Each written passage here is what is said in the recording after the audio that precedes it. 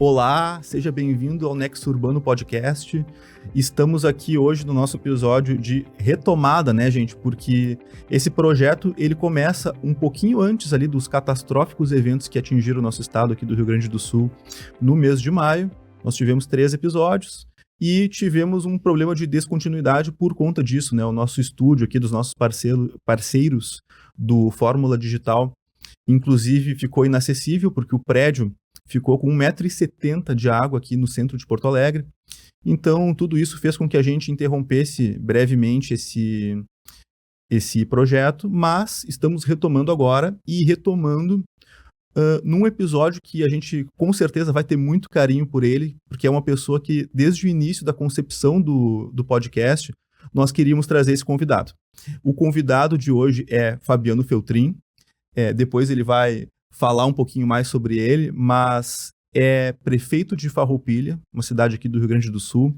É também empreendedor, responsável por diversas marcas, diversos empreendimentos aqui no estado, inclusive o Hard Rock, que é um case especial, mas ele está à frente do Grupo Feltrin, que tem diversas outras marcas, e tem também uma atuação no entretenimento, né, Fabiano, como cover de Elvis Presley, que é uma figura que a gente vai falar também um pouquinho aqui no início, uma figura que eu acho que foi bastante resgatada por esse filme, né, do ano passado ou retrasado, que nos mostrou o ser humano Elvis Presley, né, e que escolha para a gente poder ter por perto como cover, né.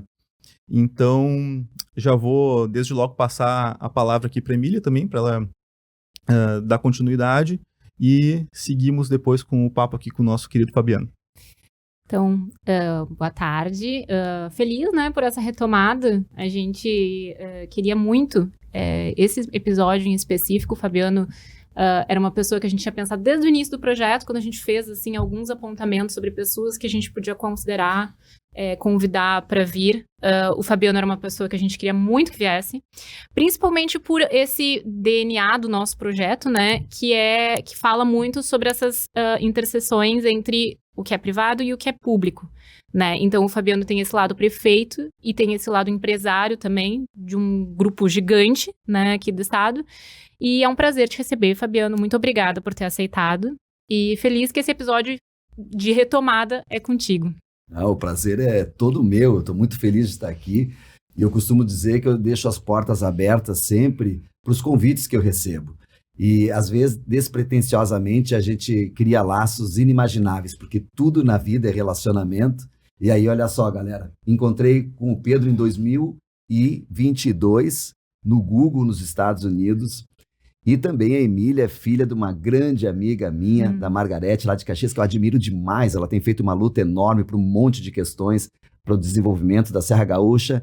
E eu não sabia, né? E agora estou aqui. Os bastidores é grande também, tá, galera? O podcast tem um monte de gente atrás, tem as equipes e tem a Manuela também. Então, Fabiano, eu queria que tu falasse um pouquinho sobre o Grupo Feltrin. Primeiro abordando essa questão, assim, do teu lado empresário, né?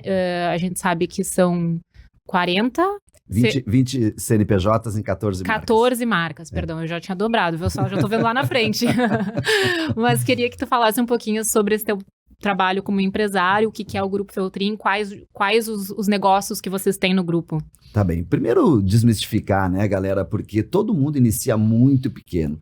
Meu irmão iniciou uma loja de carros usados, né, comprando carro afiado, e eu lavava os carros para ele. Então, esse é o Grupo Feltrin, que iniciou exatamente dessa forma. Mas daí tem os sabidos que dizem, mas tu era filho de um doutor e tal. Meu pai era muito humilde, ele é o primeiro dentista da cidade, os que antecederam ele eram os práticos, então quem não tinha dinheiro para pagar, ele não cobrava, né? E a minha mãe foi, então, advogada, e uma das primeiras do município, a primeira vereadora mulher eleita. Então, é uma família humilde, normal, né? Com os avós que veio da colônia, etc.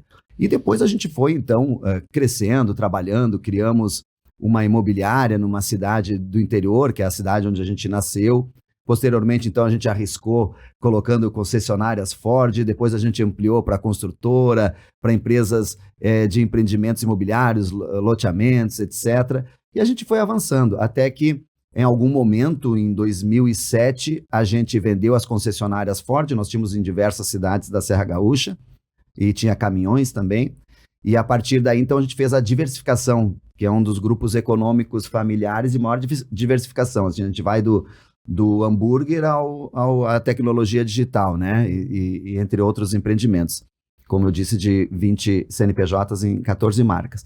E hoje, a partir do momento que a gente profissionalizou, a gente tem um conselho, mesmo que seja familiar, de número ímpar, que então um advogado de fora, se a gente empata a votação do que fazer, uma pessoa de fora diz sim ou não e nós respeitamos essa opinião, né? Então, é um grupo familiar que tentou, dentro do possível, ter uma família na gestão, mas ao mesmo tempo que a gente pudesse ter condutas de compliance e também de profissionalismo, que a gente não mistura o dinheiro pessoal com o da empresa, né? Cada uma tem o seu capital de giro, a gente procura ter tudo isso muito organizado para que a gente possa sempre ter um crescimento sustentável. Poder até demorar um pouco, mas a gente seguir em frente.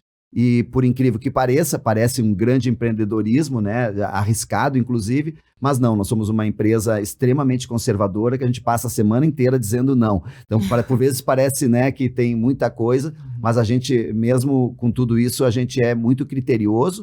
Temos uma empresa que é investidora, que é a empresa Anjo, que ajuda as pequenas empresas, que aposta, que orienta. Temos mentorias e tal para ajudar o crescimento de outras pessoas também, porque no fim tu não leva nada dessa vida, então o que a gente quer fazer é o que a gente gosta. Então, Fabiano, é impressionante a história, né? Eu realmente não conhecia essa origem.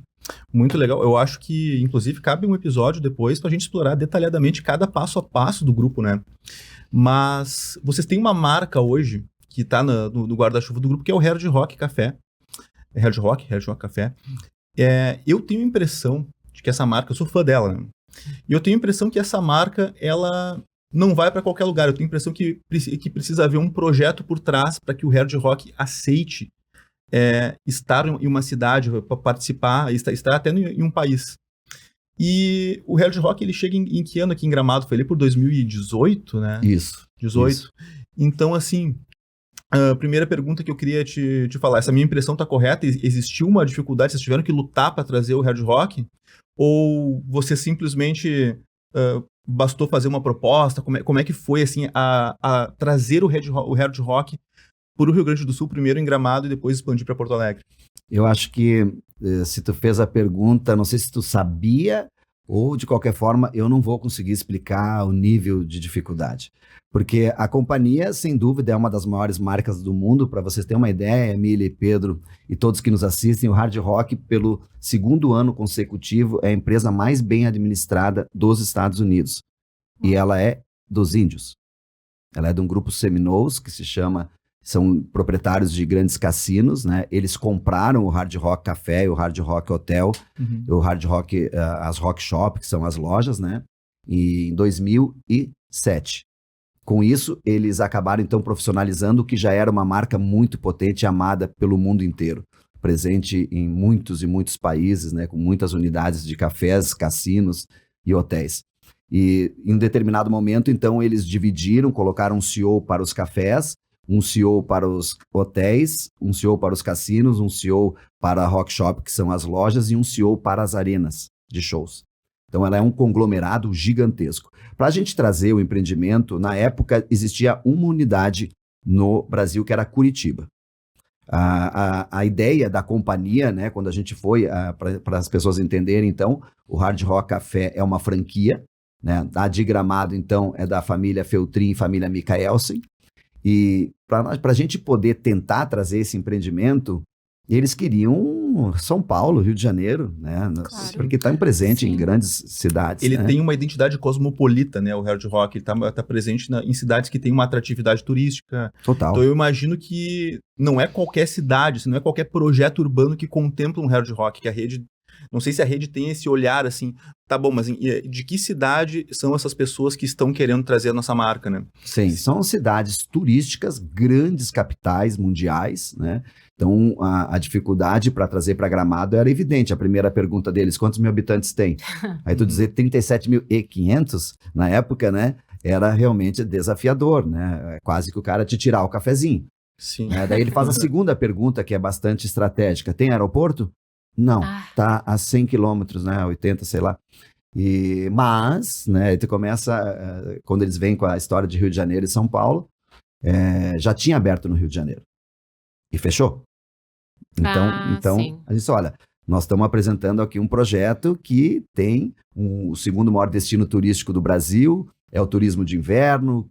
O Rio Grande do Sul é uma dos locais que mais gosta da temática rock and roll, né? Sim. Então a gente foi mostrando as potencialidades. Na época era 6 milhões de turistas, né? O ano passado foi 9. Sim. Nós queríamos 10 milhões de turistas esse ano, né? Não vamos nem alcançar 20% disso.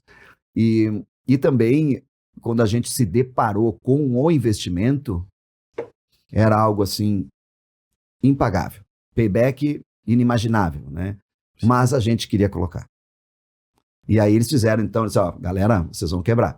Então assina aqui um contrato com o Fórum Americano, né, que tudo que vocês botaram lá vocês vão perder e tal. Toque o barco. No primeiro ano foi muito desafiador, porque o estilo americano, né, não tem aquelas burocracias trabalhistas, né, Sim. o custo todo. Sim. Então eles mandaram nós contratar lá 200 e poucas pessoas. Então, no primeiro mês, nós perdemos quase R$1 milhão. Sim, só né? em folha de pagamento. Então, não foi uma coisa fácil de entender o tamanho, né? Posteriormente, passado, então, e colocando toda a nossa expertise, inclusive com a experiência de outras marcas, no segundo ano da atividade, nós nos tornamos já a maior unidade do Brasil, o terceiro ano a maior unidade da América do Sul, o terceiro ano a maior unidade da América Latina. E aquilo que a gente fazia de ter que mandar as pessoas treinar no primeiro mundo, na Europa, nos Estados Unidos, hoje, então, o Hard Rock Café Gramado é o centro de treinamento para o mundo. Então, as pessoas vêm para cá para treinar. Foi um desafio. Eu vi isso, e isso é um sinal da boa gestão que vocês fizeram no Hard Rock, né? Eu vi essa notícia na imprensa faz alguns anos, né? Que a unidade de Gramado, ela se transformou numa unidade de treinamento, né, do pessoal que trabalha no Hard Rock. Sem dúvida, sem dúvida. E em que medida esse sucesso do Hard Rock Café em Gramado colaborou para a gente ter agora, então, um novo empreendimento do hotel, né? Hotel, né? Enfim, Perfeito. Eu sei que são as cotas Hotel. são adquiridas. Mas em que tem tudo a ver. Tem tudo a ver, Tem né? tudo a ver. Quando a gente estava colocando o Hard Rock Café, eles fazem um estudo criterioso também, né? E naquele momento em que a gente se torna, então, uma das maiores unidades do mundo, né? A gente chegou a bater no mês de julho de 2022, a gente bateu o primeiro lugar do mundo em julho. Tudo bem que é a nossa alta temporada, né? Mas a primeira vez a gente nunca esquece, né? E aí, com isso, também chamou atenção para o Hard Rock Hotel. Isso traz também um benefício gigantesco, não só para o estado do Rio Grande do Sul, mas para o Brasil também. Por quê? Porque os clientes do Hard Rock Hotel são clientes que compram aqueles clubes de férias, né? Então você tem uma cota e você vai vir, o que já traz um grande volume de pessoas sem precisar você sair locando e ter ociosidade, Claro. Correto? Porque já tem as pessoas que são proprietárias e vão usufruir daqueles 7 ou 15 dias que ela tem direito. A outra questão é que tu tem 100 e poucos países desse clube de férias que participam em quase 500 hotéis. Que faz aquela troca, Fazem né? intercâmbio. Então eu comprei em Gramado, mas posso trocar pela minha semana em República Dominicana, um exemplo, né? Sim. Mas o que isso traz de diferencial? E aí tem muita gente que não gosta que eu fale isso. Que nós não temos um legado de turista internacional. Não é verdade isso. Então, eu sei que eu sou criticado quando eu conto isso, mas é verdade. Quantas pessoas você vê falando inglês em Gramado, né? Falando alemão, Poucas. né? Falando italiano. É poucas, gente. E essa marca, justamente, Vai trazer todo ela vai mundo. ajudar Gramado aqui, Rio Grande do Sul e o Brasil, consequentemente, a fazer essa virada, né? Fazer essa Sim. transição e atrair esse novo público. Nós seremos responsáveis pelo antes e o depois com relação a turistas internacionais, eu não tenho dúvida disso. Então, e por isso que é um projeto extremamente ambicioso, é um dos maiores empreendimentos turísticos do Brasil, são 858 quartos, uma vila gastronômica com várias unidades e com uma série de atrações, né? E agora também disputando, né? Se o Brasil liberar o cassino, também de ser uma possibilidade de ter o cassino em Gramado, que nos colocaria num outro patamar, né? Então, tudo isso está muito bem encaminhado, são 5 grupos empresariais, né? Entre eles também o Grupo Feltrin e também o Mundo Planalto, que é a empresa que detém, então, a concessão né? Nós somos investidores e eles fazem, então, a parte operacional, técnica e de gestão. Sim. E a unidade de Porto Alegre, Fabiano, depois que vocês trouxeram para Gramado, ficou mais fácil ou foi todo um outro projeto também que precisou ser apresentado? Porque ele vai para o Pontal, né? O Pontal, ele é um projeto, o Pontal do Estaleiro, para quem não conhece, é um projeto que fica na Orla de Porto Alegre, a Orla que sofreu agora com esses eventos, mas que é um espaço em que a cidade tem se voltado para ele, né? É o espaço de inovação, onde Porto Alegre está se desenvolvendo, está se modernizando. O Hard Rock, ele vai justamente para o Pontal, que eu acho que é o projeto mais significativo ali. Dependeu do Pontal, ou seria possível colocar o Hard Rock em Porto Alegre se não fosse esse projeto inovador? O Pontal é de propriedade do próprio dono do shopping. Uhum. Nós somos apenas colegas franqueados, a nossa unidade aqui é no aeroporto. Daí sim é da unidade de Gramado. Então, ele é um parceiro nosso, mas a gente é co-irmão, assim, né? A gente se utiliza para os treinamentos, a gente ajudou na abertura, a gente ajuda ainda na continuidade dos projetos, né? Até porque a gente é uma família que está na gestão do Hard Rock. Sim. Ali tu tem uma gestão mais executiva, porque ele tem outros negócios e não atua diariamente. Então, a gente, vamos dizer assim, o nosso amor pelo Hard Rock Porto Alegre é como se fosse nosso, mas ele tem um outro proprietário. Sim, tem outro proprietário, mas a experiência próxima aqui... Não, total. Pode ter favorecido. Muito. Legal. Fala. Pode ir lá. Não, eu ia te perguntar, então, já que a gente tá falando de Hard Rock, se a gente pode abordar também um pouquinho do teu outro... desse outro lado da tua personalidade, né, Fabiano? Que é esse lado artístico, que é o cover do Elvis, que te diferencia em muito, né, dos empresários tradicionais, te diferencia também dos políticos tradicionais, e traz, né, essa personalidade que é o Elvis, que acho que Pedro falou uma coisa que é verdade, né, a gente teve o filme do Elvis, que 1 ano, 2 anos atrás. O ano passado. E eu gostava de algumas músicas do Elvis, mas eu não tinha, assim, uma noção real de quem era o Elvis e da personalidade dele, e eu acho que o filme foi importante para trazer essa percepção. Então, eu queria que tu falasse um pouquinho, se for possível, dessa tua atuação como cover do Elvis. Como é que começou? Se tu sempre gostou, desde criança, enfim. Tá bem. O Elvis morreu em 77, né? Então, é natural que as pessoas não conheçam as músicas dele, ou tem outras referências, né, atualmente, mas a partir do momento que você conhece Elvis Presley e a música de Elvis, você vai se tornar fã. É uma coisa assim inacreditável, as músicas parece que foram feitas atualmente, né, num tempo com pouca tecnologia. E eu tinha o conhecimento do Elvis dos filminhos, da Sessão da Tarde, né? Não era a minha praia. Eu sou do Black Sabbath, do Deep Purple, AC/DC, Led Zeppelin, Pink Floyd, essa era a minha vibe, né? E nós, jovens, adolescentes, tentamos várias vezes botar essas bandas, mas ninguém queria escutar esse tipo de som mais dos dinossauros do rock lá, né? Então, ficou um sonho frustrado. Meu irmão disse, vende isso aí, esses teus equipamentos. Mas tinha uma banda. Várias vezes tentamos várias bandas com os amigos, aquela coisa, né? Da época das motos, etc. E aí não deu certo, meu irmão disse, vende isso aí, vamos botar capital de giro, comprar carro usado aí, vamos vender, um dia tu compra mais coisas, né, mais modernas, aí, mas dá um tempo nisso aí. Ficou o sonho frustrado, né, do cantor. Em algum momento, sabe as fitas de VHS, tu alugava, se tu alugasse 5, levava 10? Numa dessas eu peguei uma do Elvis, né? Mas eu não sabia dos shows de Elvis de Las Vegas, da orquestra, com aquelas roupas brancas, dançando com aquela voz. Eu tinha a ideia daqueles dos anos 50, dos rock preto e branco, e dos anos 60 os filmes. Quando eu assisto aquilo pela primeira vez, eu tive um choque, assim. Eu fiquei abismado, eu fiquei chocado. E comecei a comprar tudo de Elvis Presley. Tudo que é disco, tudo que é CD, tudo que era vinil. Aí comecei a comprar souvenir também. Hoje eu sou o maior colecionador de artigos relacionados a Elvis Presley da América Latina. Eu poderia arriscar de dizer do mundo, porque eu não conheço ninguém que tenha um acervo que nós temos. Esse acervo está no Stone Hall, que é o nosso complexo turístico que está em Farroupilha, entre o Caminhos de Pedra e Caravaggio. Sim.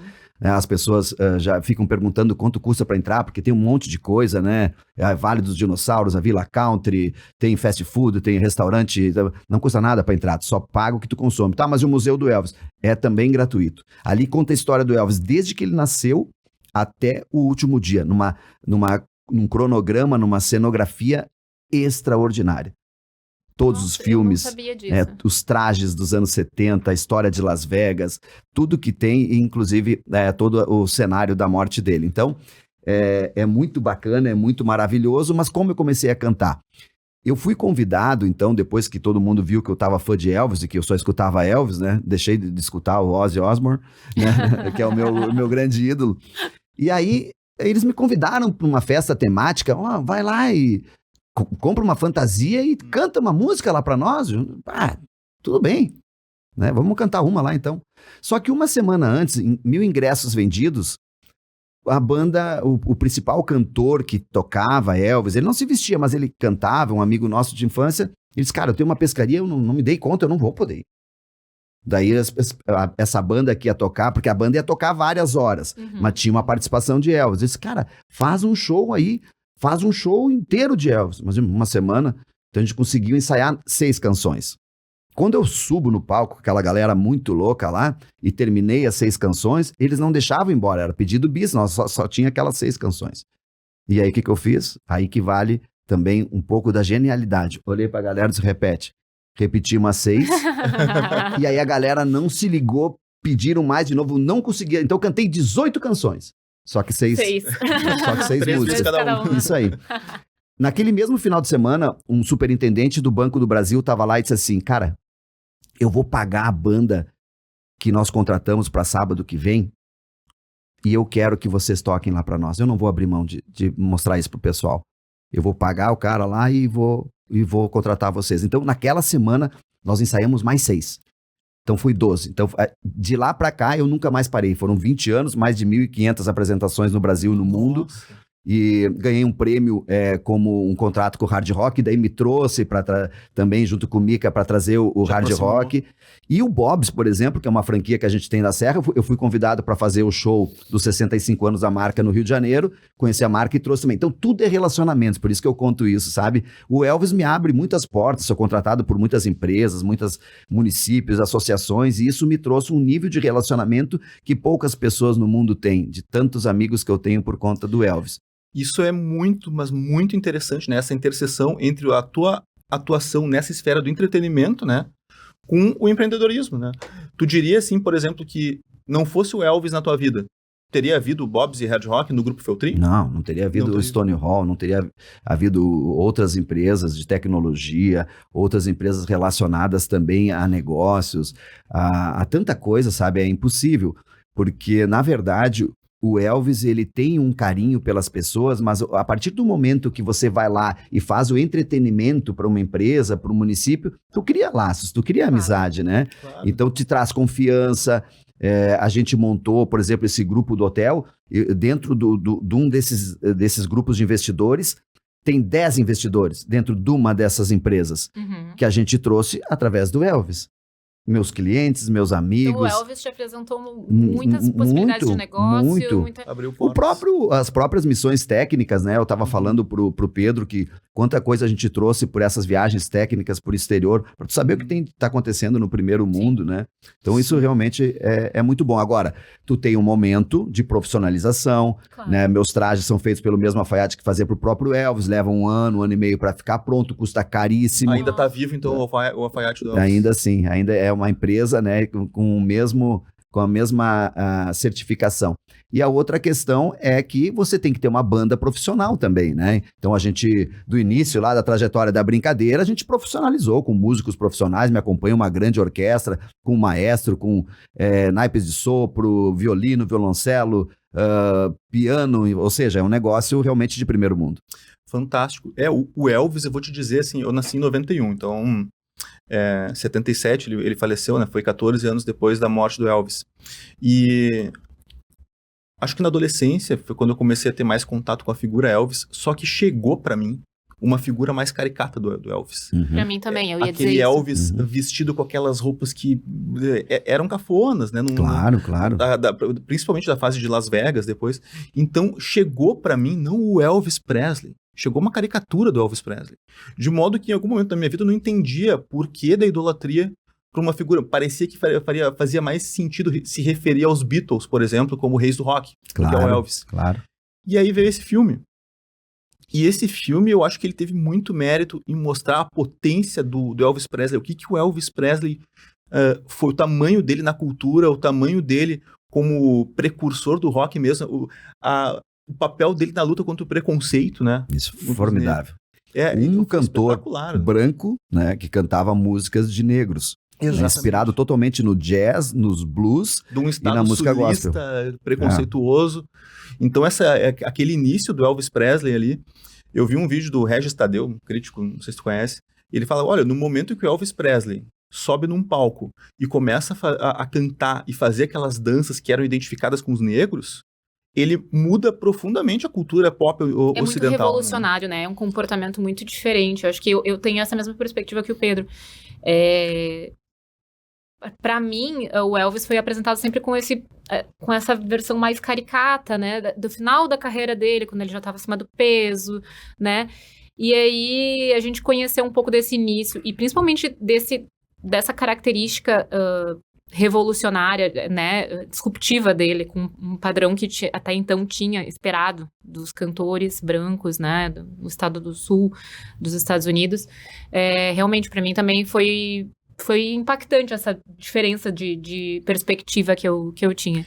E eu não sabia, eu achava, como eu já conheço teu trabalho, já fui em show teu, eu achava que a gente tinha tu tinha um caminho inverso, que eu achei que tu era um grande fã do Elvis, e aí tu te aproximou pra né, fazer o cover do Elvis em razão, e não sabia que não tinha essa ligação. Sim, o Elvis é mais um dos nossos negócios de grande empreendedorismo, né? Nós temos uma empresa relacionada a isso, tem mais Elvis que trabalham conosco, né? Tem o meu sobrinho também que faz as agendas, por exemplo, sábado nós tivemos 2 shows, ele fazia um, eu fazia outro, né? Então tem todo músicos, iluminação, sonorização, né? Que é a Liz Eventos que conduz toda essa trajetória do Elvis há 20 anos. E tu já te apresentou, imagino que sim, mas tu já te apresentou fora do Brasil como Elvis? Muitas vezes, muitas né? vezes, né? A gente faz turnês internacionais a cada ano. Agora que eu tô em função da candidatura, né, do mandato de prefeito, então a gente o meu sobrinho que tá fazendo essas mais para fora daí. Mas às vezes a gente dá uma escapada também nas férias. E de que ano a gente tá falando, Fabiano, quando tu começou essa história que tu contou, de como tu começa, que ano que foi mais ou menos isso? Em 2004. 2004, então tu teve 20 anos. 20 anos. Ele falou 20 anos. Uhum. Sim. Não, é impressionante a trajetória mesmo. E tu chegou a fazer aula de canto, essas coisas assim pra... O meu pianista, ele é professor de música, né? Então a gente teve bastante trabalho, a gente se preocupou com vários detalhes, assim, né? Então tem um profissionalismo, assim, nos bastidores muito grande, de muito eu imagino. ensaio. Não é né? só subir lá e cantar, né? Agora, neste momento, nessa trajetória, eu nem ensaio mais, a gente não passa o som, a equipe conduz tudo, eu chego lá pra cantar, dou o setlist pelo WhatsApp e a gente vai lá, é como apertar um play, sabe? Pela experiência que a gente já tem, mas cada show ele é único, maravilhoso e deixa história sempre. Que legal. Bom, eu acho que agora a gente pode passar para o terceiro tema, mas não menos importante, que é a Prefeitura de Farroupilha, né? Conta um pouco para nós como é que foi essa tua entrada na política. Eu queria te fazer uma pergunta específica. Eu queria te perguntar qual foi o momento que tu pensou assim, não, acho que agora eu já fiz bastante nas empresas, na minha empresa familiar, né? Enfim, como membro dessa empresa familiar. Já tenho a minha carreira também artística como cover do Elvis. Acho que agora eu vou me candidatar a um cargo político. Sim, eu tive inspirações da política desde criança. O meu melhor amigo, o Chapinha, ele foi filho de um prefeito por 3 vezes, que foi...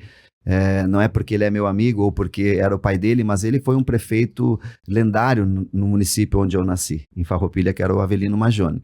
Então eu tive essa coisa toda de entrar na caravana, olhar as obras, né, que ele levava eu, o Chapinha, para lá e para cá. E isso deixou algo na minha memória, assim. Sim. Minha mãe foi a primeira vereadora eleita mulher no município de Farroupilha no início dos anos 80, quando ela lutava pelas políticas públicas para as mulheres. Naquela época não tinha as coordenadorias da mulher e tal. Isso também me chamou a atenção. Que ano foi isso, mais ou menos? 1981, 82. Tá. E posteriormente, depois ela foi secretária de Educação E também teve essas questões início das coordenadorias da mulher, da defesa da mulher, depois foi vereadora de novo, depois foi secretária de educação de novo, então teve essa trajetória. Época que a gente não tinha em voga, assim, essa necessidade de ter mulheres, né, no governo, que hoje em dia a gente sabe que até por uma questão, uma opção política, né, se o governo é bem visto, assim, que tenha um mínimo de mulheres, pelo menos em cargos de comando, né. Perfeito. Uma época que não tinha isso, uma época que não fazia diferença, e ela já se colocava à frente, né, do tempo. Posteriormente, eu fui morar em 1996, a gente abriu uma concessionária Ford em Bento Gonçalves, daí eu fui morar lá. E nesse período também eu me envolvi na política da cidade de lá, por ter essa característica, talvez, essa vontade de ajudar. Entre as entidades que eu participava, acabei fundando lá a juventude do partido e tal, né, mais gurizão. E em 2007, quando a gente vende as concessionárias Ford, eu tinha que ficar um tempo para fazer, pelo menos um ano, para fazer a transição de tudo isso. E aí eu fiquei um pouco ocioso. E aí me convidaram para ser candidato a prefeito em Bento Gonçalves. Tinha esse convite. Eu disse, não, se é para mim ser candidato a prefeito, eu vou para Farroupilha, a cidade que eu nasci, né? E fiz isso. Só que me convenceram, né, a ir de vice, para ir aprendendo e tal, né? Que foi a pior besteira que eu fiz, né? E aí fui de vice, nós ganhamos a eleição. Aí as pessoas perguntam também e fazem o link. Tá, mas é a história do Elvis, ele não fica... Não, fui do topete, minha Suíça, como eu sempre fui. Então, quanto mais batem no Elvis, mais eu cresço. Sim. Né? Porque é uma coisa absurda misturar uma coisa com a outra, né? Sim. Até hoje eu sou criticado. Aí vai fazer o showzinho do Elvis, aí vai cuidar dos buracos e tal. Tem isso, né? Mas, ao mesmo tempo, então, um prefeito não pode jogar futebol, ele não pode fazer nada, sabe? Então, a gente transcende isso, mas essa batida, ela cada vez me eleva mais, né? É como tu bater, não, ele tá indo lá na prefeitura para cuidar dos negócios dele, como é que vai cuidar dos negócios dele dentro da prefeitura? Então, são coisas assim que acabam até melhorando a nossa performance política. Nesse período, então, de ser vice-prefeito, eu tinha a vontade de ser prefeito. Eu fui ser vice para na próxima eu não consegui o acordo para ser candidato a prefeito. Sim, e não foi muito prazeroso ser vice, porque o vice-prefeito, tu é cobrado de tudo, mas tu não tem a caneta para absolutamente nada. Porque o que faz um vice-prefeito? Se tu não der atribuição para ele, tu substitui o prefeito na hora que ele não estiver, né? Então, eu fui embora da política, não quis mais saber. Daí, eu fiquei 8 anos fora.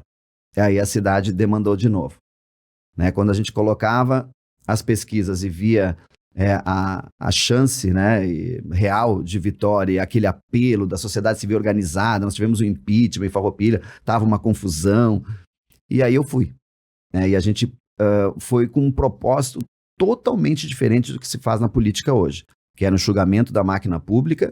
Parece fácil falar isso, né? Né? Nós temos 9 secretarias quando tinha 14 estruturas lá. Qualquer município com a metade dos habitantes de Farroupilha tem 14, 15 secretarias. Qual é o teu partido, Fabiano? Eu me elegi pelo Progressistas e hoje eu sou PL. E, bom, PL, então essa visão ela é referendada, assim, pelo... Sim, tem essa questão mais de fazer mais com menos, né? De deixar a máquina menos inchada para que tu possa ter recurso para fazer os serviços, né? Uhum. Com isso, a gente... coligação, desculpa te interromper, Fabiano, só para a coligação que tu te elegeste era PP e MDB de vice. MDB, tá. Uhum. Nosso MDB lá, ele é bastante de direita, assim, também tem essa característica, porque cada cidade tem um jeito, né? Sim. E neste eu brinco que eu sou PPL, porque eu tenho a relação com os progressistas de forma muito amorosa, harmoniosa. Eu fui pro PL para que a gente pudesse fortificar cada vez mais a direita e ter esses conceitos, né? Da família, da liberdade de expressão, de poder aqui falar alguma coisa e não ser preso, tu entende? Claro. Mais nesse sentido.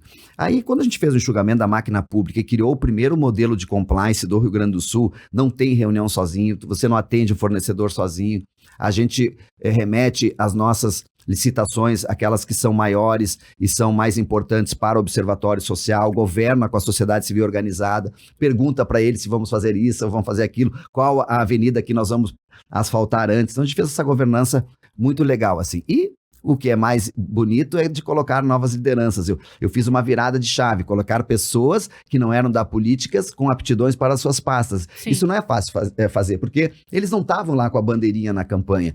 Então, cria um ambiente desfavorável nos partidos políticos, eu reconheço. Né? Mas era a maneira que eu tinha de mostrar que era possível fazer mais com menos. A gente conseguiu. Pegamos um hospital falido, que hoje ele está restabelecido. Nós aumentamos em mais de 100 mil os atendimentos na saúde por ano.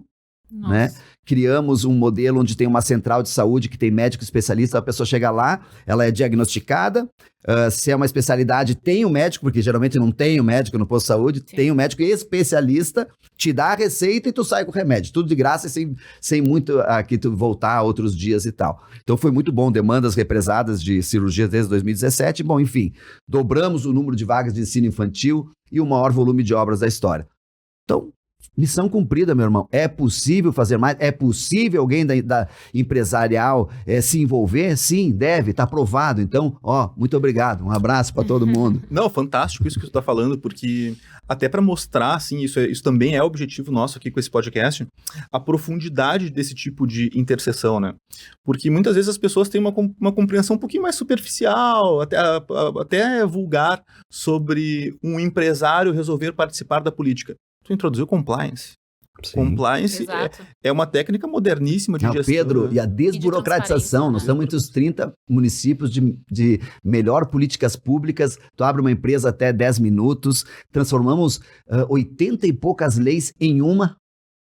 Tu entende? Tu tem lá todos os prêmios do Sebrae, todas as certificações, tudo que tu possa imaginar, a gente fez. Então é possível, né? Melhorar o ambiente de negócios de Farroupilha também. Sem dúvida. Pensa, Emília, o primeiro, vou olhar para a câmera agora, o primeiro e único gabinete compartilhado do Brasil, de prefeito e vice, no mesmo gabinete, e ele não é do meu partido. Então, ali tu já cria o compliance desde o início da trajetória das decisões. Né? Então, ele é o nosso pré-candidato à sucessão, preparei ele desde o início e tu não precisa se perpetuar, porque o que mais contagia as pessoas na política é o poder. Não adianta dizer que não. Então, lá nas minhas gavetas não tem nada, Pedro, não tem nada. É só pegar meu porta-retrato da minha família e vazar, velho. Entendeu? Então, eu acho que isso é importante para a gente poder inspirar, inclusive, os jovens a participar da política, e eu quis ser o exemplo e mostrar que era possível. Mas não para mim, para que pudesse ficar esse legado. No futuro. E essas sementes que foram lançadas na facilitação desse ambiente para empresas, isso já gerou frutos? Já aportou empresas em Farroupilha em razão disso? Eu vou te dar só exemplos, né? Eu consegui trazer uma Marco Polo para Farroupilha, que fica em Caxias, entendeu? Uma unidade deles. Consegui trazer diversos segmentos, ampliação das empresas locais. O nosso maior empregador lá, uma empresa que é a maior empregadora do município, ela já tem unidades em outros estados. Né, com essas políticas públicas, essa parceria, essa desburocratização, eles tomaram a iniciativa, então, de abrir uma nova unidade, a maior unidade, então, ampliação na cidade de Farroupilha. Então, não é só dizer assim, buscou empresas de fora. Não, a gente está ajudando e incentivando as que lá estão. E também os pequenos que se tornam grandes, né? Esse maior empregador começou num porão, que a gente chama, né?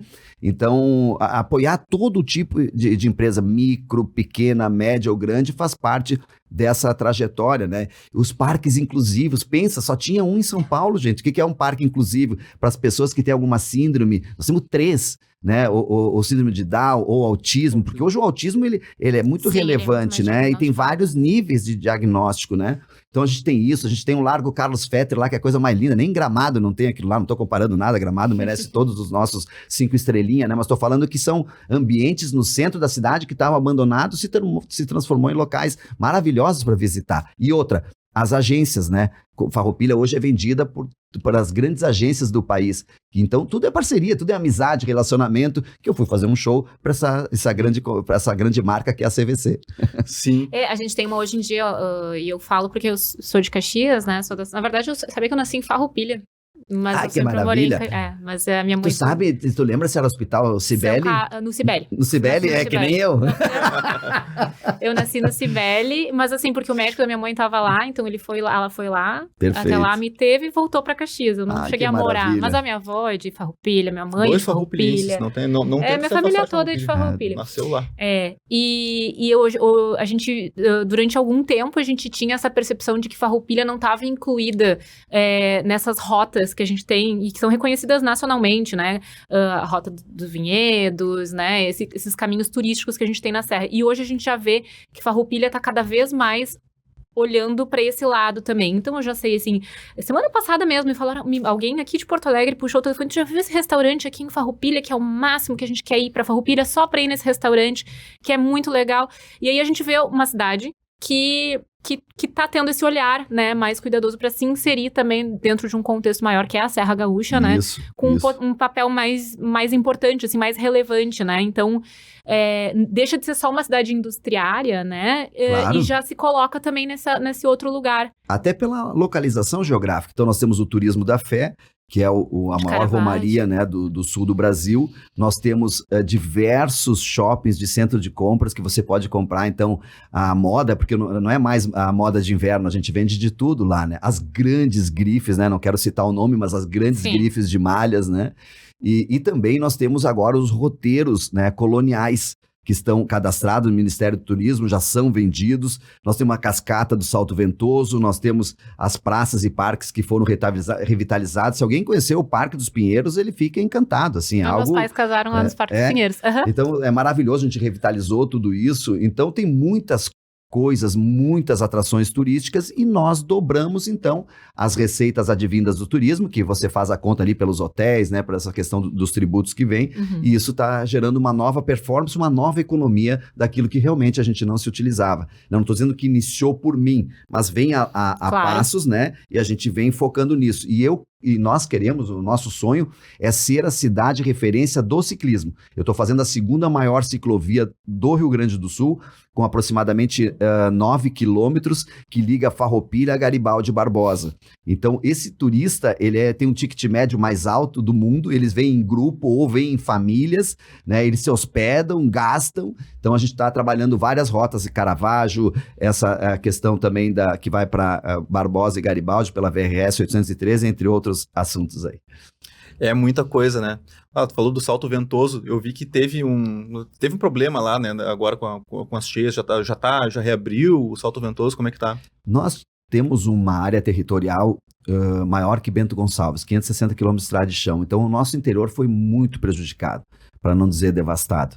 Então, ali também sofremos, ficou interditado um bom tempo. Agora a gente está abrindo meia via, mas tem desmoronamentos ainda. Então, aos pouquinhos, a gente está restabelecendo, né, e precisando muito, muito da ajuda do governo federal para a gente poder reconstruir o Rio Grande. Não é só o caso de Farroupilha, né, mas de todos nós. Não, e outra coisa muito interessante que tu falou são os parques inclusivos. Eu e a Emília, a gente tem uma atuação, assim, nesse universo do TEA, né, do transtorno do espectro autista. Nós somos advogados, a gente patrocina algumas ações, algumas causas que envolvem tratamentos, enfim. Não é a nossa atuação prioritária, mas é uma atuação que é bem forte ali no escritório também. E a gente não tinha ouvido falar, eu pelo menos não tinha ouvido falar ainda em parques inclusivos. E a gente sabe que muitas vezes as famílias procuram, né, lugares que sejam agradáveis, que possam levar pessoas que têm alguma questão como TEA ou síndrome de Down, enfim, outras questões como essa. Então, muito interessante, assim, já fica a dica aí para quem procura um lugar como esse, os parques inclusivos de Farroupilha, então...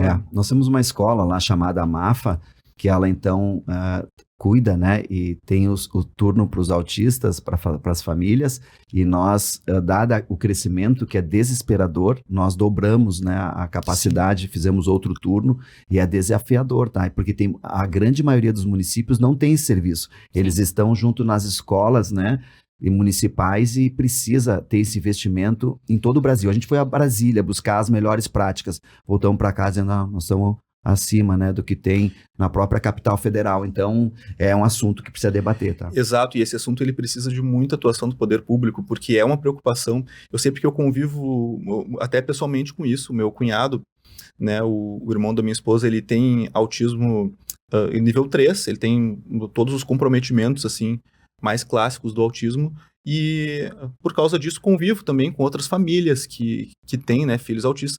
É uma preocupação comum de todas as famílias, o futuro dessas pessoas, né, Claro. quem vai tomar conta. Então, o poder público, ele precisa entrar dentro desse assunto para trazer solução também, né? Sim, outra Porque- coisa que eu queria deixar registrada é que é os idosos, Pedro e Emília.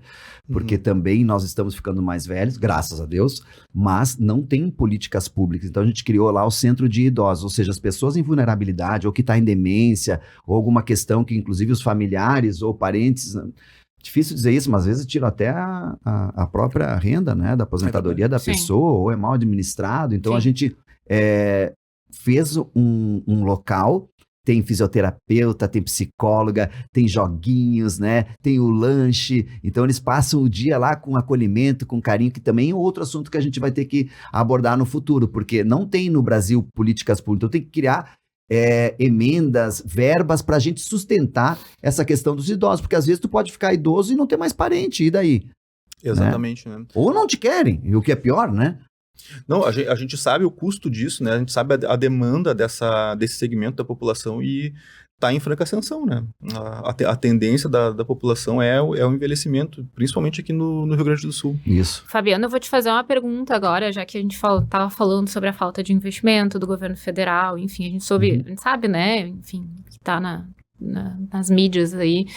O vídeo do Pimenta? Isso, desse embate que teve com o governo federal, né, propriamente com o ministro Paulo Pimenta, e enfim, então a gente sabe dessa dificuldade de fazer a verba chegar ao município, e a gente tem também essa dificuldade falada, né, em chegar no estado, mas eu acho que no município é onde as pessoas, assim, é uma redundância falar isso, mas as pessoas vivem no município, Claro, né? claro. É no município que as pessoas sentem mais proximamente, assim, o investimento. Não, tu vai pegar dinheiro. o prefeito no supermercado. Exato. Vai pegar o prefeito lá no sapateiro, não tem? Tu vai se encontrar com ele, né? É ali Sim. que fica a demanda, né? Exato. Então eu queria te perguntar assim, bom, a gente já sabe que tem essa dificuldade, estamos enfrentando essa dificuldade, né? Quer dizer, tem gente que vai dizer que não, enfim.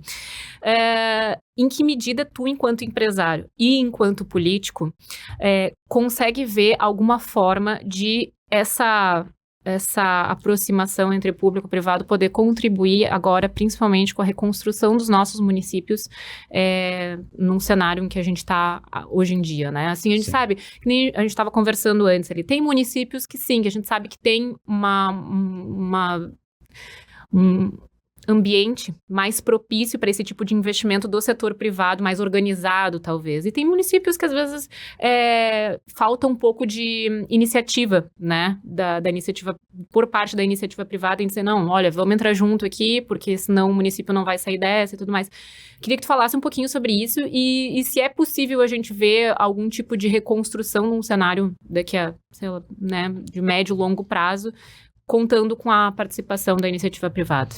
Bom, o que é certo é que a gente vai demorar muitos anos para restabelecer tudo Sim. isso, né? Quando as pessoas falam, não, ano que vem vai estar, já não vai estar.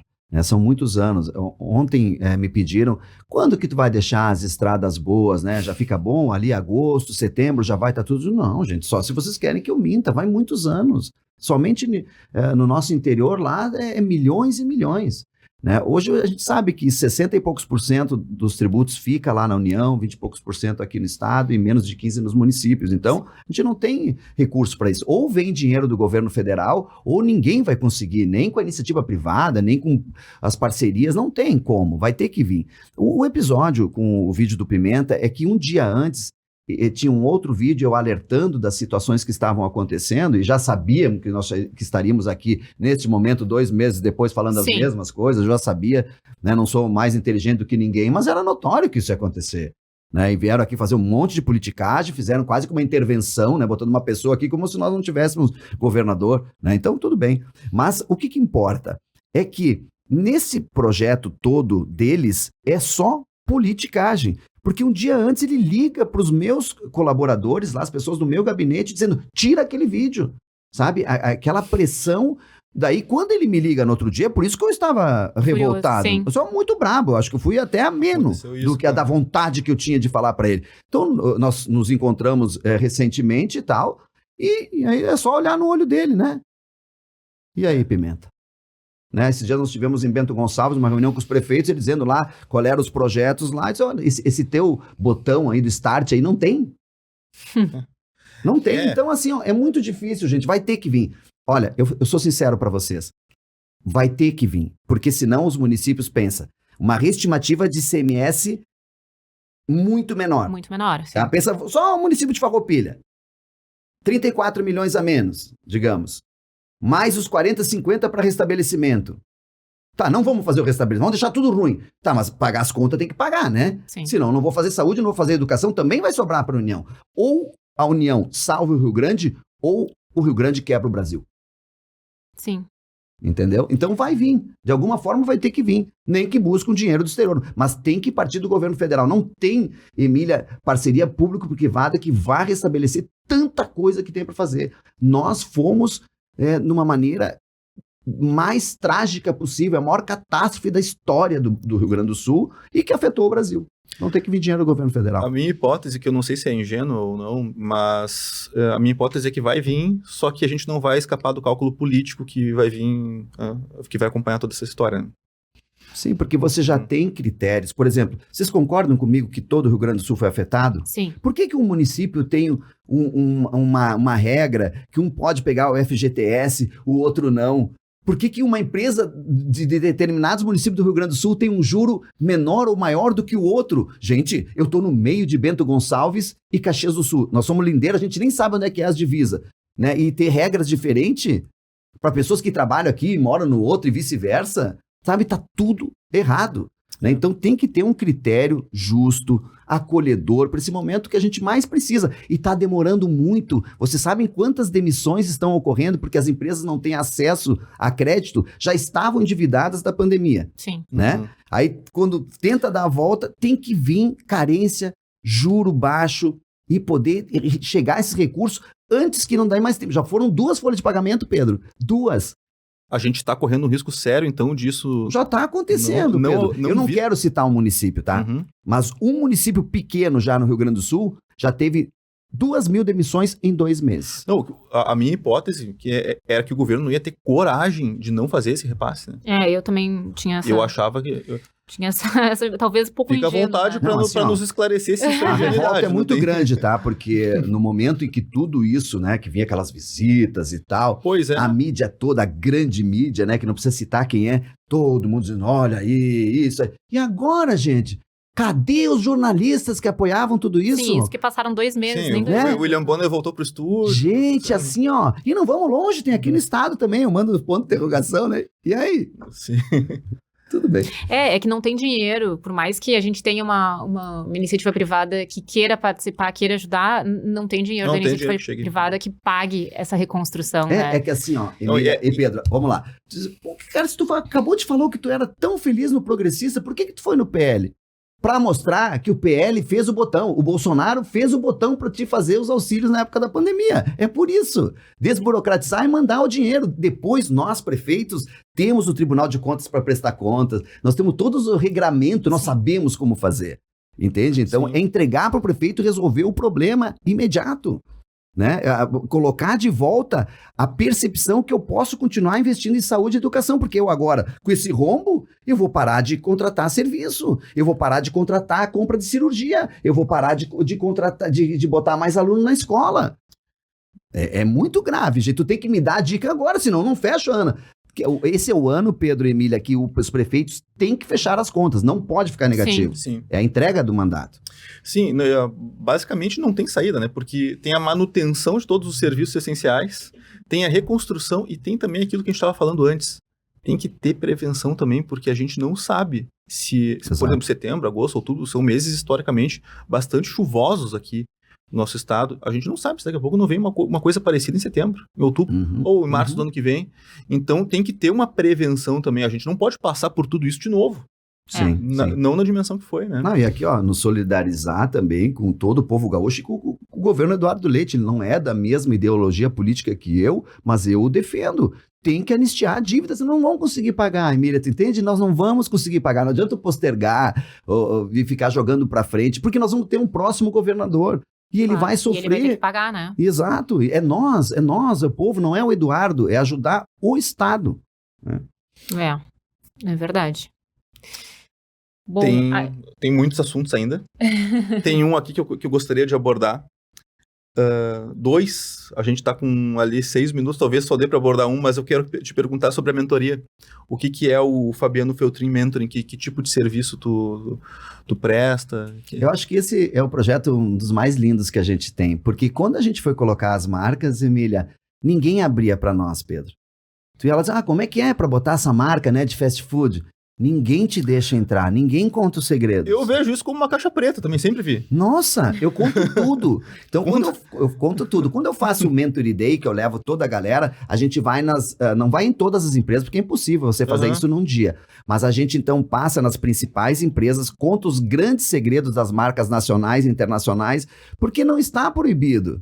Né? A gente mostra lá quais são as características. A gente deve colocar esses padrões nas empresas pequenas e nas iniciantes, porque daí tu vai errar menos. Eles já fizeram todos os estudos possíveis e imagináveis, as melhores práticas do mundo, então a gente tem que copiar. Sim, porque, por exemplo, Red Rock veio para cá, não havia antes. Starbucks é uma coisa que sempre se falou em Porto Alegre. Por que não tem? É uma cafeteria, pode tem público para cafeteria, por que não vem para cá? E aí, parece que alguém destravou essa chave e agora chegou o Starbucks finalmente, né? Então, esses segredos tu conta na tua mentoria. Tudo, desde quando tu chega na loja, né, no ambiente, como que tu tem que ser tratado, quais são os padrões, o checklist de tudo isso que é feito. Então, é maravilhosa, é uma coisa assim. Depois a gente se envolve, então, particularmente com cada um dos mentorados para falar especificamente do negócio dele. Então, a gente tem esse programa que ele tem continuidade, mas também, antes de ser prefeito, eu era contratado por empresas, então, para ter uma mentoria constante, assim, né, mensal, né, que dura no mínimo 1 ano. Sim, né? Atende pessoa física e jurídica. Isso, porque você tem que ter aqueles padrões, né, do custo, né, do CMV, quanto é que é a tua conta de pessoal, quanto é que é a tua taxa de ocupação, que é o aluguel, né? Ou se não é aluguel, você tem que ter isso na tua conta, tem que sobrar no teu bolso, sabe? Você tem que ter uma série de regramentos para que tu possa ter sustentabilidade no sentido do negócio durar, né? Por que os negócios quebram nos primeiros anos, né? Por que isso acontece? É dado do Sebrae. Porque as pessoas não fazem do jeito, né? Eu sei te dizer, Emília, eu olhar para... A gente tem imobiliária, né? Sim. Conforme o luminoso que o cara botar lá, eu já sei quanto tempo ele vai durar. Porque se o cara economizar no luminoso, né? Cartão de visitas meu dele, Deus, né? Às vezes tu esquece, tu podia ter alugado aqui na avenida principal, não, mas aqui deu um pouquinho mais barato aqui na rua lateral, né? E aí ninguém passa na frente. Aí tu quebra por causa que tu quis economizar ali na decisão do aluguel. Sim. É uma série de padrões que os estudos, né, das marcas que eu tenho acesso e participo, né, desde a época da Ford Motor Company, e conto também os estudos da humanidade. O que as pessoas que têm sucesso, que têm êxito, têm equilíbrio emocional, fazem na rotina do seu dia a dia para ter tanto resultado. Né? Então a gente conta tudo isso. Aquela diferenciação clássica entre custo e investimento, né? Esse exemplo que tu citou é exatamente isso. O cara não enxerga como investimento estar numa rua mais movimentada, ele vê que só consegue enxergar o número, né? O custo que ele... E tu não pode seguir, né, a manada. Né? Aí aquele negócio, nossa, que frio, né? Tá frio, né? Sim, é inverno. Né? Oh, que calor, não aguenta. É verão, tem que ter calor, né? Então o que eu quero dizer com isso? Que na verdade nós não podemos ser vítimas, né? A gente sempre acha que o problema está sendo causado pelos outros, né? Nós somos donos dos nossos destinos e dos nossos resultados, né? Quando eu pergunto para as pessoas, já foi mal atendido em algum lugar? Sim, de quem que é a culpa? Né? As pessoas dizem, ela lá que treinou o cara, não tem vontade, não sei o quê.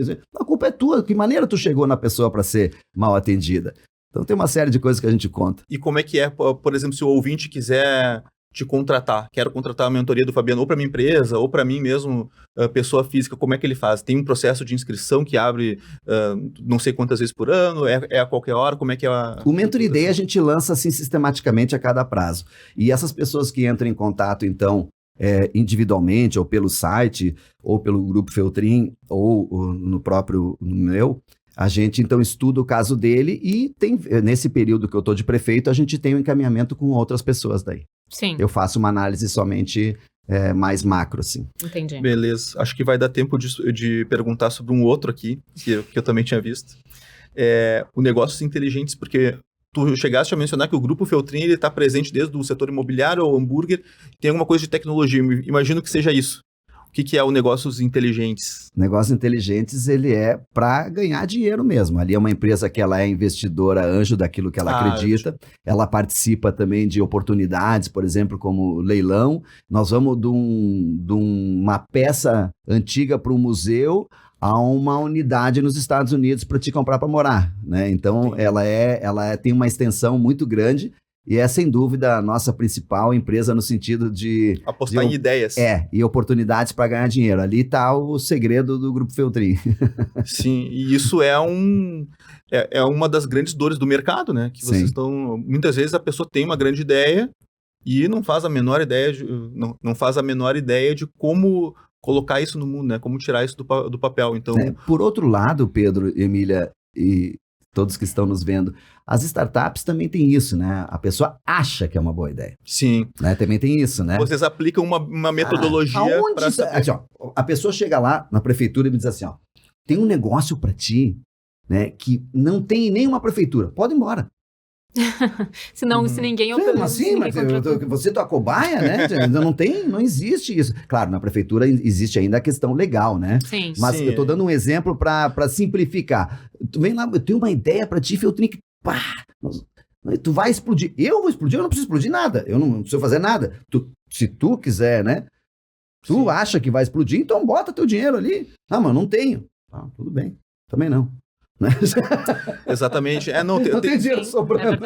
Muitas ideias parecem totalmente promissoras quando a pessoa apresenta e depois a gente vai ver, não para de pé do ponto de vista financeiro, não é tão útil quanto a pessoa imagina que seja. Eu explico isso nas mentorias. O que as grandes marcas fazem? Né? Aonde vamos instalar a nossa marca? Vamos lá, eu vou falar do meu concorrente. Tem McDonald's lá? Em Farroupilha? Não, em qualquer lugar, né? Sim, entendi. Tem McDonald's?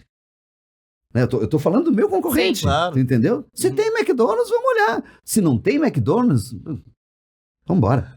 Sim. Sim, não, significa que eles... Sim, é uma das dicas, entende? Claro. Tem estudo, essas marcas fazem estudo de graça para ti. Né? Sim, se eles tiveram a coragem de investir em determinado ponto, significa que deve ter uma vantagem. O risco deles é muito pequeno. Mas existe abertura, então, do Negócios Inteligentes para receber ideias? Sim. Uhum.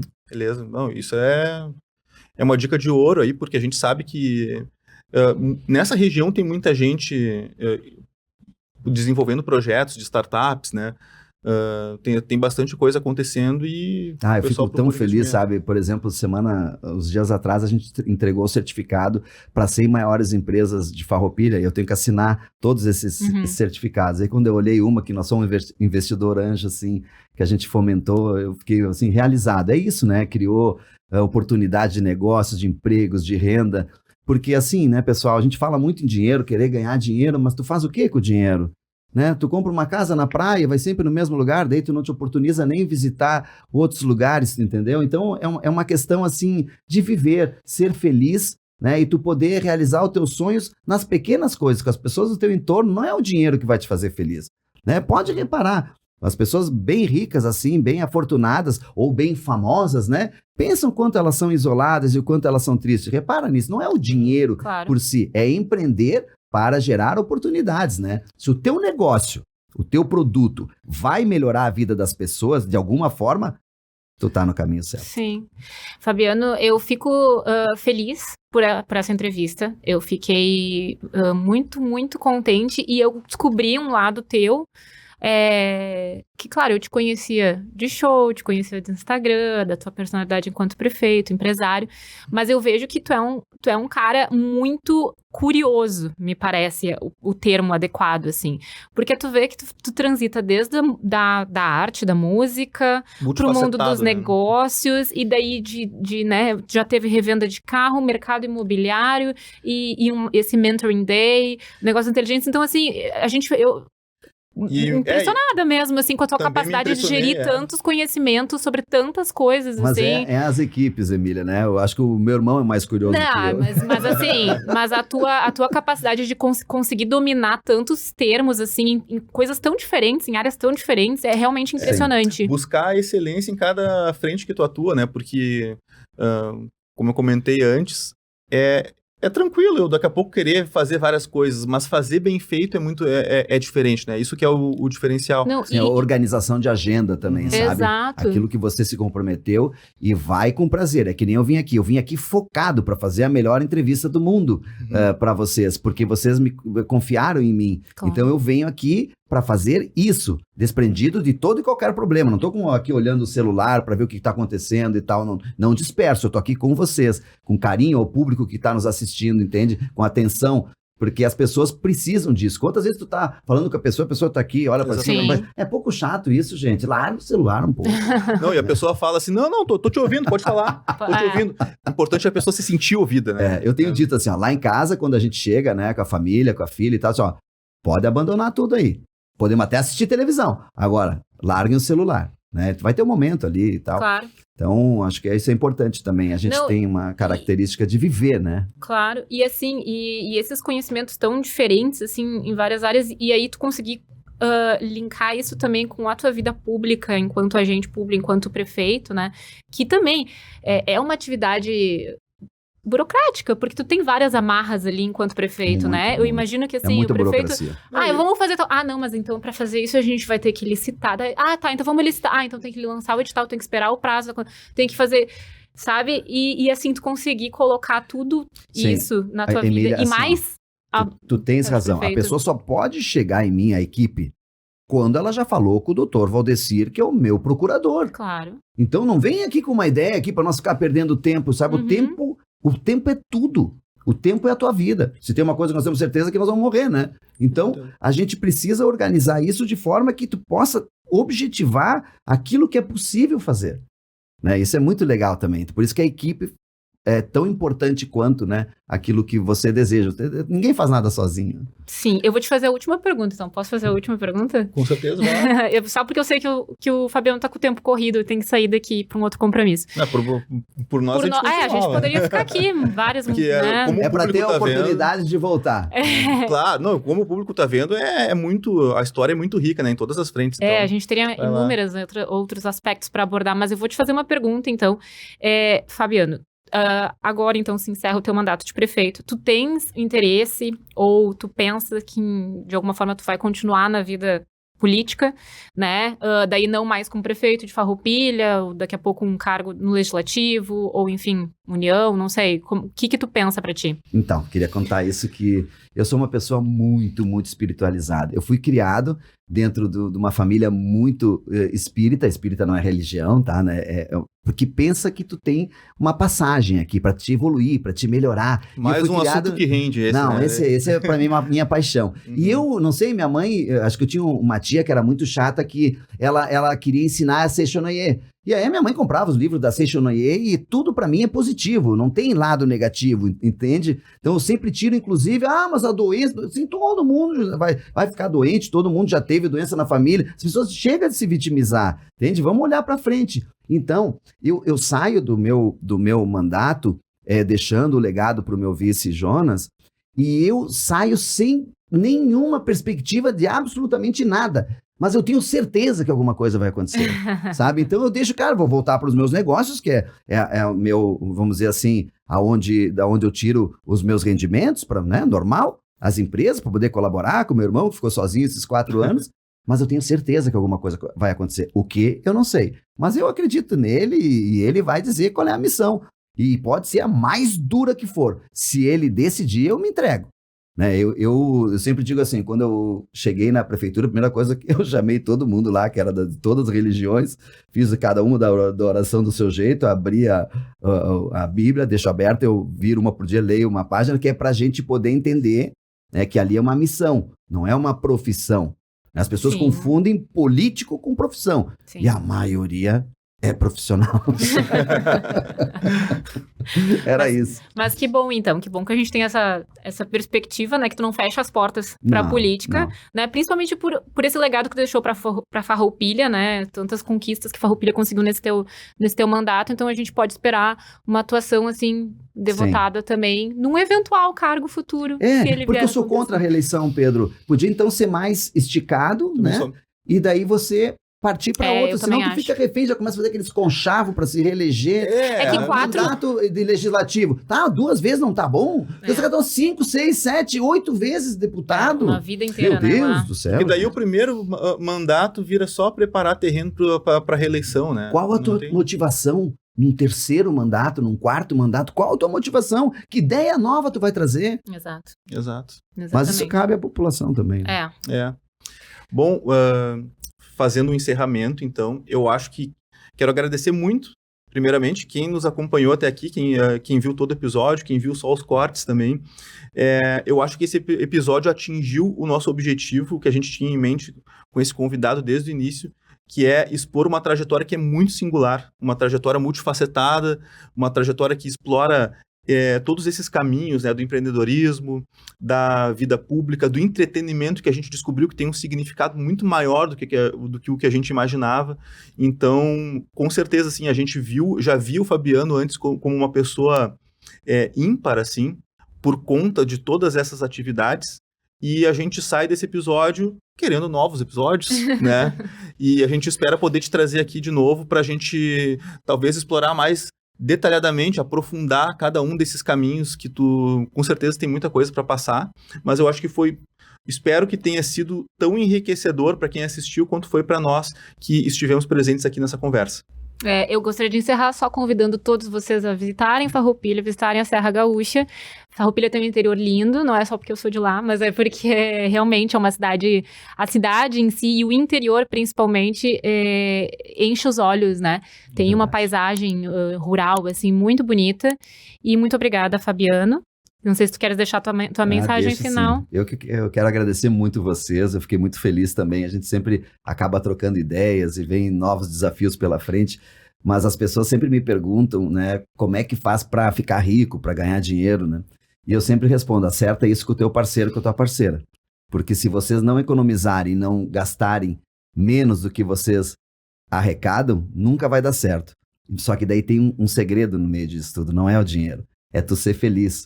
Né? Então você ter o teu parceiro, a tua parceira do teu lado, quem tu vive todos os dias, se vocês não tiverem uma felicidade plena, a vida fica difícil, fica chata, né? Então ame profundamente quem tá no teu teto, na tua casa e tal, vira de cabeça para cima, para baixo e sejam felizes, que é isso que é a riqueza, não é o dinheiro. Obrigado. Muito obrigada. Muito obrigado, Fabiano.